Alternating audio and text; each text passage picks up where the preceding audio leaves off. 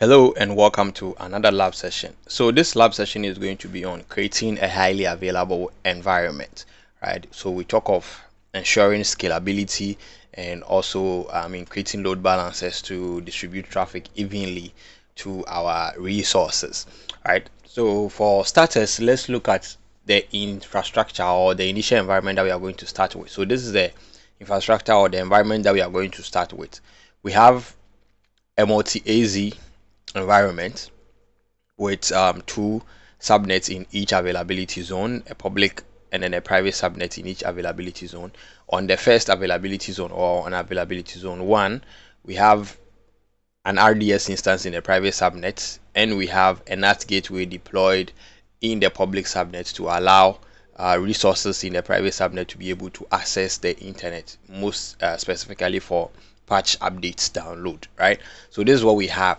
Now at the end of the lab, we are going to configure an auto scaling group to scale resources in and out in the private subnet.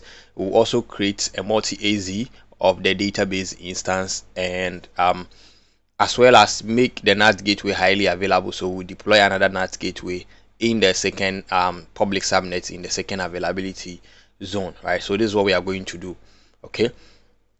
And in this diagram it is not shown, but we have an internet gateway that is also attached to the VPC. So into the AWS console we can look at internet gateways, right? So because that is the only thing that is not shown in the diagram, and you can see there is a lab IG that is attached to the lab VPC. Aside that, everything is okay. So we'll head into the hands-on and then we'll just start with it. But first of all, we are going to create a load balancer, right, to distribute load evenly to resources, and in this case EC2 instances. But what I'm going to do is that we'll also create an auto scaling group, right? And the auto scaling group need a launch template which will use an AMI. So what I'm going to do is that I'm going to create an AMI from this EC2 instance. This is also provided already in the console, or as far as the lab exercise is concerned. So I'll create an image from this web server EC2 instance, and then we'll go on with our usual business, right? So I'll go to actions, image and template, and then I'll create image. So the image name is web server, AMI, and the description is lab AMI for web server. Okay, we are not going to enable no reboot, so the instance is free to reboot, while creating the image. And we are done here. I'll click on create image.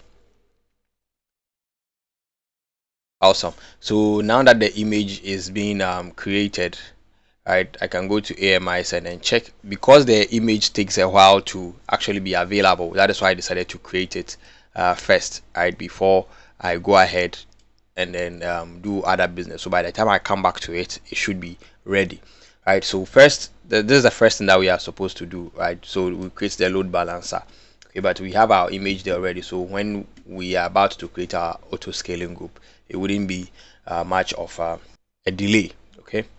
All right, so under load balancers, we'll go to create load balancer.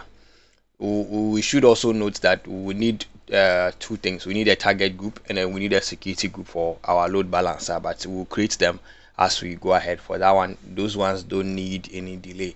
All right, so there are mainly three types of load balancers: the application load balancer, the network load balancer, and then the gateway load balancer. There's also a classic load balancer that is a deprecated generation, right? So it is rarely used. Very soon it will go away. So here we are creating an application load balancer for our application, and the name, so we are creating an inventory app. So the name is inventory load balancer, LB for short. It is internet facing. For network, it should be in the lab VPC, and it's in the US East 1B, and I'm deploying it in a public subnet. And this one as well should be in a public subnet too. Awesome. Right, for security group, as I said, we'll create a new security group. So I'll click here. You can choose to create your security group before you start creating the load balancer, or even if you have an existing load balancer, you can also use that, right? So I'll use the same name for the load balancer, so inventory app, and then SSH is to enable web access to the load balancer. All right, awesome. And for VPC, it should be in the lab VPC, and then inbound rule, I'll allow 2 inbound rules, right? HTTP and then HTTPS. Okay, so I'll add these 2. All right, and anyway, great. So this is done. I'll create security group. Okay, so it says I have the security group already. Sorry, it should be inventory load balancer. Yes, correct. All right, and then I'll create security group. Awesome. So I'll go back to my creation of the load balancer. I'll refresh, take this off, and then now I should have my inventory load balancer here. I'll select that. For listener, I'll have to create a target group so that it forwards the the default action is to forward towards a target group, so it will forward the load to the target group. Okay, so I'll create target group, and yes, the target type is what? Instance. So the target type can be IP addresses, can be a lambda function, or it can be an application load balancer. So for target group name, it is inventory app, and then protocol, everything will be left as it is. The VPC is the lab VPC, and then I'll expand the advanced health checks, and the healthy threshold I will reduce it to 2. Okay, right, so this means that after 2 successful health checks, it should deem the instance healthy, and after 2 unsuccessful health checks, it should also deem the instances unhealthy. Okay, the interval should be 10 seconds. I don't want to wait, or we don't want to wait for long, right? But in real life scenario, these things might change. Okay, so you have to also take note of that. Great. Once this is done, I'll click on next. We are not registering targets for now because we don't have any instances launched, right? We can register target for the target groups, but the target are instances. So if I have a list of instances that I've already spinned up, then I can register them here. But since we don't have any instances spinned up for now for our inventory app, we'll leave this as it is. Okay, and they will now create the target group. Awesome. So once this is created, I'll come back to my load balancer, refresh, and I should have it here. For listener, all the settings will be left as it is. Okay, and I will review what I have here. Okay, and I'm okay with it, and then now click on create load balancer. So let me view it. So the load balancer is being provisioned. Now I can go ahead and create my auto scaling group, and as I said earlier, the auto scaling group needs a launch template, right, to work with, and then this launch template also needs an image, right, an Amazon machine image to also create the launch template. So first, let's go and inspect the image and see if it is now available, and the status is now available, right? So I will go to launch template, and from here I'll create a launch template. For name is inventory launch template, right? LT for short. I'll leave the description, and I'll choose provide guidance to help me set up templates that I can use with EC2 auto scaling, right? So I have opted for the auto scaling guidance. Great. For image, I'll go to AMI. So that's the reason why we're supposed to create an image, right? So I'll create an AMI. Sorry, I will choose my AMIs, and then you can see my image is selected, right? For instance type, I am going to use a T2 micro, right, to stay within the free tier. And for key pair, I will choose the default key pair, that's the VO key, right? I am not going to launch it into a specific subnet, right? So for the network settings, I'll leave it open, or choose don't include in launch template, right? And for security group, I'll choose an existing security group, that is the inventory app security group, that is also provisioned prior to the starting of this lab, right? And then I'll now scroll down to advanced details, and I'll give this launch template an instance profile. There is also a role that has been created already, so that's the inventory app role, right? This will give it certain permission to perform certain actions. Okay, and then now scroll down to user data, and I have a user data script there. The user data script will mainly install the web server, and also give a simple web. So it's just to create a simple web page for us, right? So that is selected. You can copy this from your lab sandbox, right? This is the same script that is provided there, and then I'll now create the launch template. So first, let me just review what I have done. If I'm okay with it, then I'll proceed, right? So the script is there, the instance profile is there, the security group is selected. I didn't put it in any subnet, okay, and instance type is there, the image is there, okay. So I think one more thing, I need to enable detailed CloudWatch monitoring, right? So this will enable the auto scaling to react quickly to changing utilization. Okay, so let me see detailed CloudWatch monitoring. It should be somewhere here. So this is what I'm looking for. Advanced details. Great, so this is it, and I'll enable detailed CloudWatch monitoring. That's okay. And I think from here I am done here, and then I'll click on create launch template. Awesome. So the launch template is now created, and I can go ahead and then create my auto scaling group. Okay, so I'll select this launch template, go to actions, and then now create auto scaling group. You can also create the auto scaling group by just heading to the auto scaling groups here, and then click on create auto scaling group. But the only difference is that here you now have to go ahead and then select the launch template, right, from the first page, the very first page. It's also give you the same first page, right? But you can see, because I created it from the launch template, this is already populated for me. But if I should do it from this place, then I will now have to click on the drop down and select the launch template. Okay, so let's go back to our previous one, and then I'll create the auto scaling group. Okay, so the auto scaling group should now be inventory ASG, right? Then the launch template is what we have selected already. I'll click on next. Here I'm configuring the network, so I'll choose lab VPC, and as I said earlier, this are going to, the instances will be deployed or spinned up in the private subnet. So I'll choose private subnet 1 and 2 here, this way, and then I think we are good to go.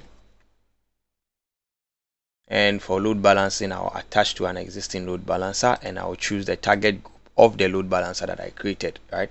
So you can see application load balancer is the inventory LB.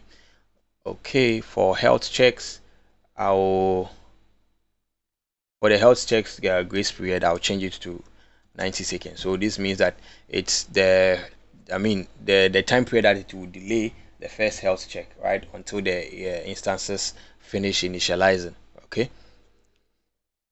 and there is another thing, I'll also enable group metrics collection within CloudWatch, right? And this will also capture metrics, right, as at 1 minute intervals, and it will allow the auto scaling group to react quickly to the changing usage patterns.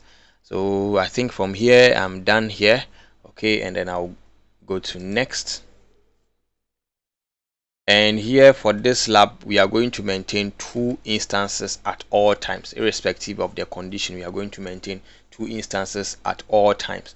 So we are not going to have an auto scaling policy, right? But usually in other use cases, you can scale your instances based on some target tracking. So you can either choose from average CPU up to an application load balancer request count per target. But as I said, in this case we are not going to use any, so we'll leave everything as it is by setting our desired minimum and then maximum capacity, and this is also okay. We are not going to enable scaling protection.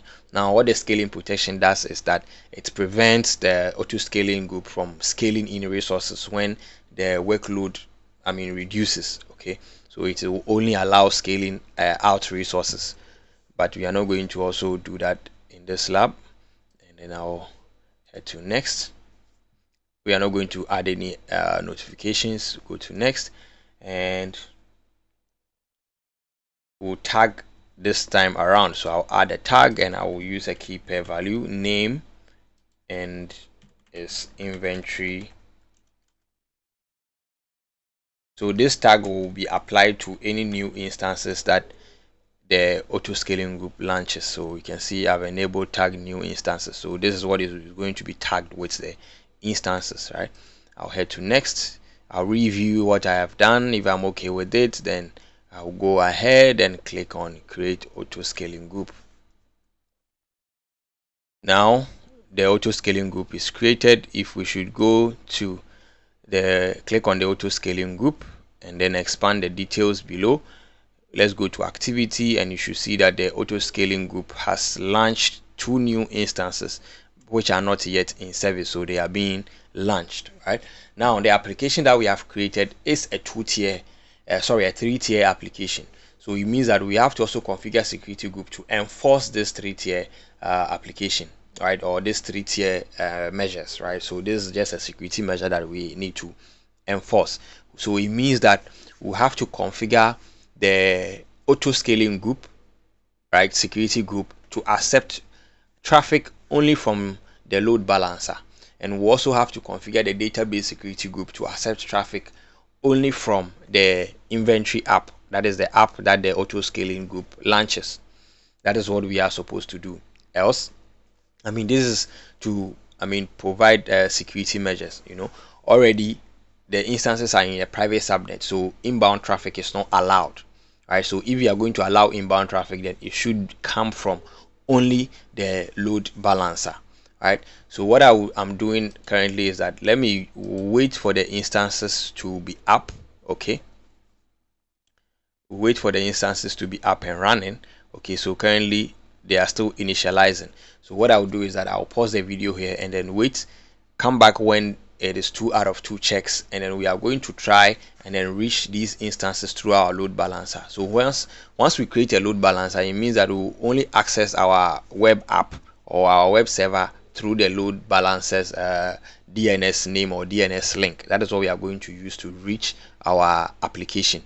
So let's wait for it for the 2 instances, or even one of them, to initialize to 2 out of 2 health checks pass, and then we'll come back.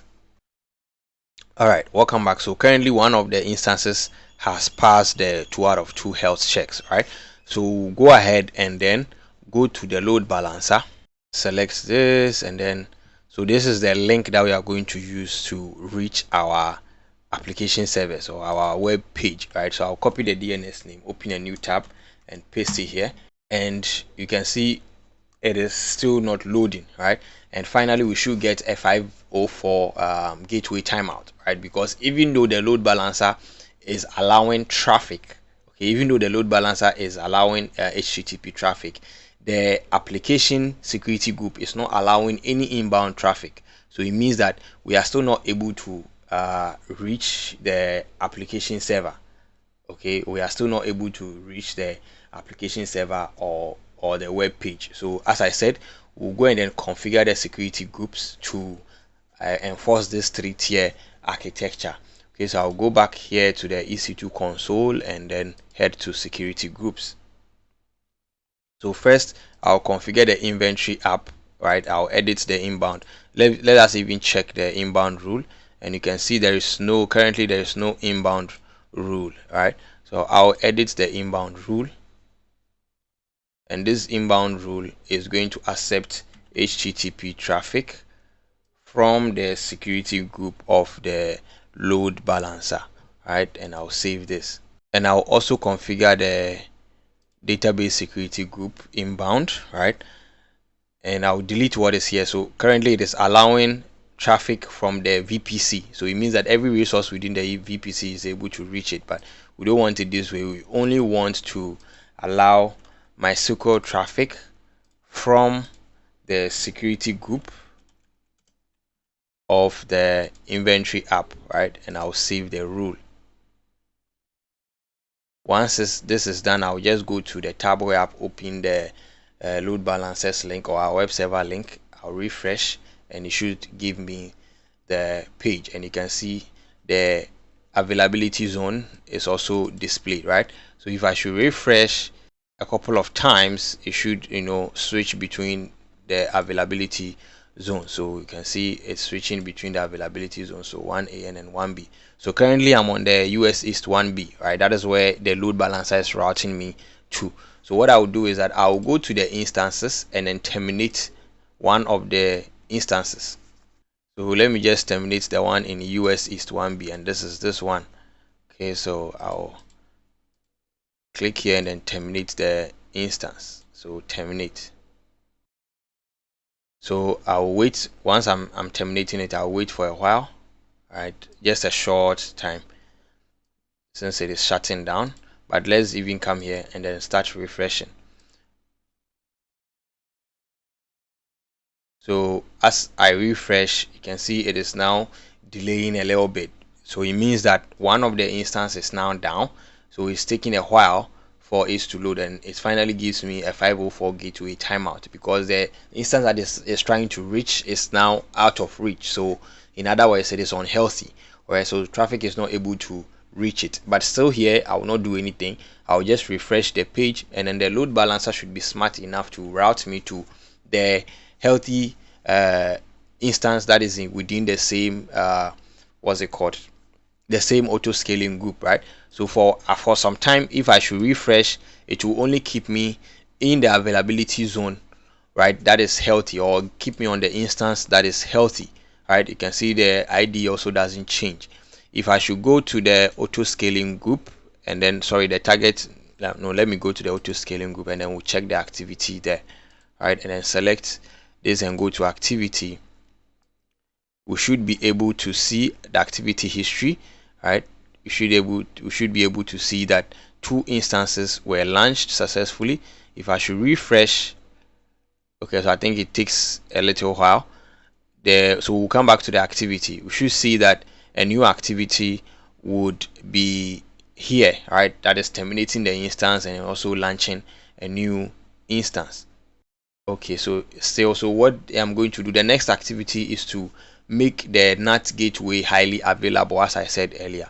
So I'll go to NAT gateways and create a NAT gateway.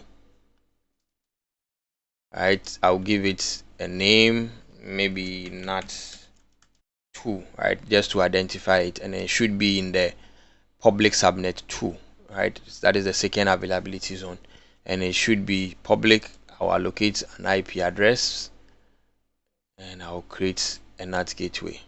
Now the next thing that I'm going to do is to go to route tables. Now currently there is only one private route table, right? But what I'm going to do is to ensure high availability, I'm going to create another route table, right, for the second private subnet, right?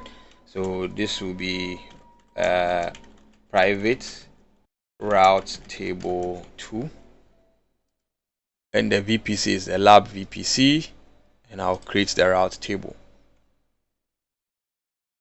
Once it is created, I'll edit the route,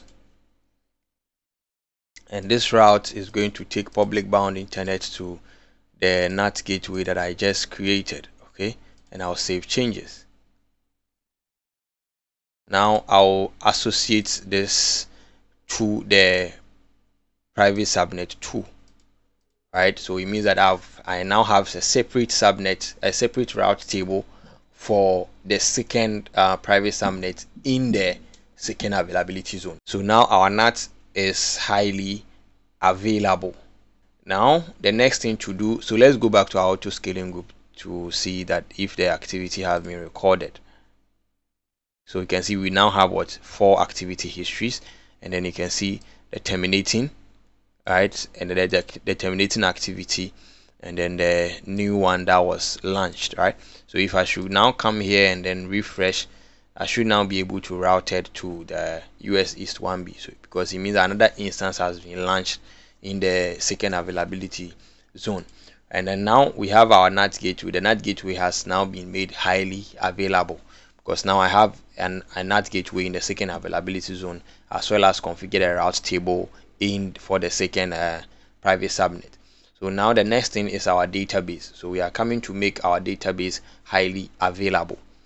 Now to make a database highly available, you do what we call, you create a standby, right, database from the main one in another availability zone for failover purposes. So in case the main one goes down, the standby one takes over, or the failover is automatic to the second one. And you can also scale your database up and down, right? So that is what we are going to do here. We'll scale it up and then now make it a multi-AZ database. So I'll select the database and then click on modify, and here we'll leave this as it is, but the storage, so you can see the allocated storage is what is only 5 GB, right? So I'll change it to 10, and then the instance type, I am going to change that one to T2 small, a bigger one than the T2 micro. And then for availability and durability, I will do create standby instance, and then now I'm done here. I leave the rest as it is, and then now go to continue, and I'm going to apply it immediately, right? So you can choose to apply during the scheduled maintenance window, because it will have a little interruption, right? I mean, there will be a little downtime, so you might, in the real world, you might not want to disrupt production hours, so you have to actually apply that during a maintenance window where downtime is allowed. Okay, so this is the current value. After everything is applied, the modification that we do is applied, then we'll have the new value as this. And as I said, this will take some time, so we'll also click on modify database instance, and now wait for it to be done. Right after it is done, we should be able to see the new parameters that we set, or the new configuration that we did to reflect. So we are expecting to see the size to be T3 small, right? And then what again, the multi-AZ be changed to yes, right? All right, welcome back. So even though this is not done, the modification is not done, but you can see that the changes is taking effect. So currently we now have a T2 small for the instance size. And then let's scroll to the other side and see. Okay, so you can see that the multi-AZ is not completed yet, because it has to copy the entire database, right, to another instance and then make it a standby instance. So I'll pause the video once again, and then when it is done, we'll get back to it. All right, welcome back. So as you can see, the current progress is the storage optimization. So it is optimizing the storage, right? So I think for now, our multi-AZ, you can see, is now yes, right? So it will now optimize the storage, and then everything would be in order, right? So that will be about it. I can't wait anymore. I think for now it's clear that everything that we did is being put in effect. So that will be about it for this lab session. I hope you liked it, and I'll see you in the next video.